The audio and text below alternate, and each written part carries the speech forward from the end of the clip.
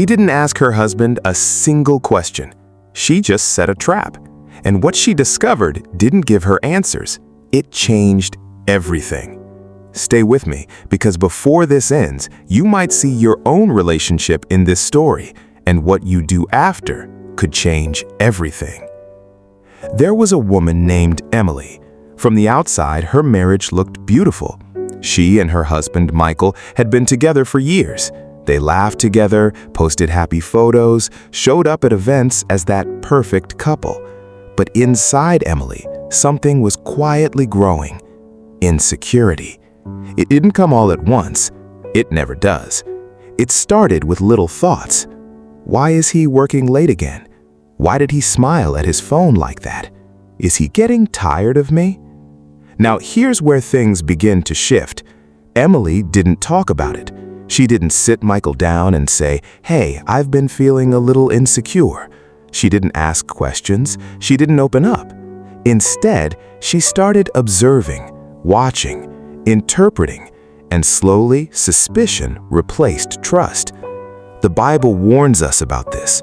Proverbs 4 verse 23 says, "Above all else, guard your heart, for everything you do flows from it." Emily didn't guard her heart. She fed her doubts. And then she made a decision that many people watching right now have either thought about or already done. She decided to test him.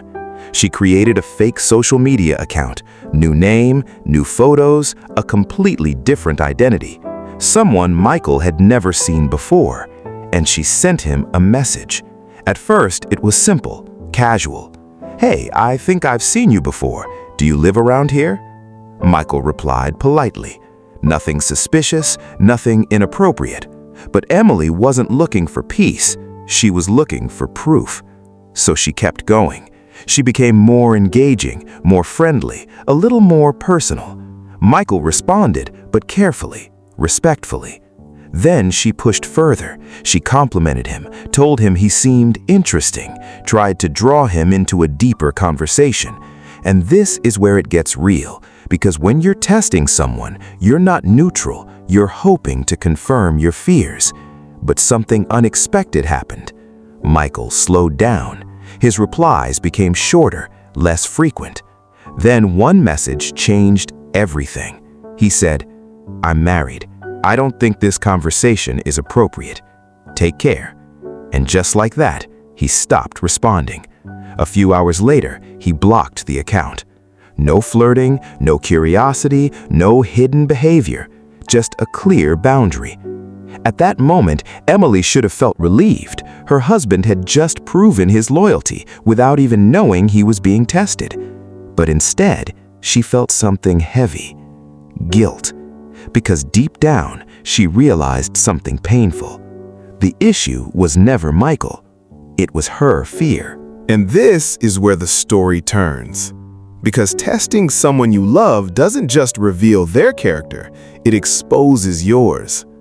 Ephesians 4 verse 25 says, "Therefore each of you must put off falsehood and speak truthfully to your neighbor." Emily didn't choose truth, she chose deception. Eventually, she couldn't carry it anymore. She told Michael everything. What she did, why she did it, the fake account, the messages, and his reaction wasn't what she expected. He didn't shout. He didn't insult her. He just looked at her and said, "Why didn't you just talk to me?" That question hit harder than anger, because that's the real problem in many relationships today, the fear of being vulnerable. We would rather investigate than communicate. We would rather assume than ask. We would rather test than trust. But love doesn't grow in suspicion. 1 Corinthians 13 verse 7 says, "Love always protects, always trusts, always hopes, always perseveres." Notice that, always trusts. But this doesn't mean blind trust or ignoring reality. It means love is willing to trust where trust has been earned through consistent honesty and proven character. Emily expected her husband to pass a test, but failed the test of building trust herself. And let's be honest for a moment. If you've ever checked your phone secretly, created fake scenarios in your head, tested their loyalty instead of having a conversation. This is not just about them, it's about what's happening inside you. Because testing someone you love often is a sign that you don't feel secure, and instead of healing that, you're projecting it, and that can slowly destroy even a healthy relationship. Now here's the part people don't like to hear. Michael forgave Emily, but something changed. Trust, once shaken, doesn't just return instantly. They had to rebuild, slowly, intentionally. And maybe you're in that place right now. Maybe you've already crossed a line, or maybe someone crossed it with you. So what do? You start with honesty. You start with humility. You choose communication over control. Imagine if Emily had simply said, "I've been feeling insecure, can we talk?" That one conversation could have prevented everything. And here's a truth many people avoid. A relationship without trust will feel like a prison, and a relationship filled with tests will feel like a game nobody wins. So instead of asking, "Is he loyal?" ask, "Am I creating an environment where trust can grow?" Because loyalty is not forced, it is nurtured. Before you go, think about this. What are you doing right now in your relationship that is building trust or quietly destroying it? Be honest with yourself. If this spoke to you, comment "trust over fear." I want to see who is choosing growth. Share this with someone who needs it. You might save their relationship before it's too late. And don't forget to like and subscribe for more. God bless you.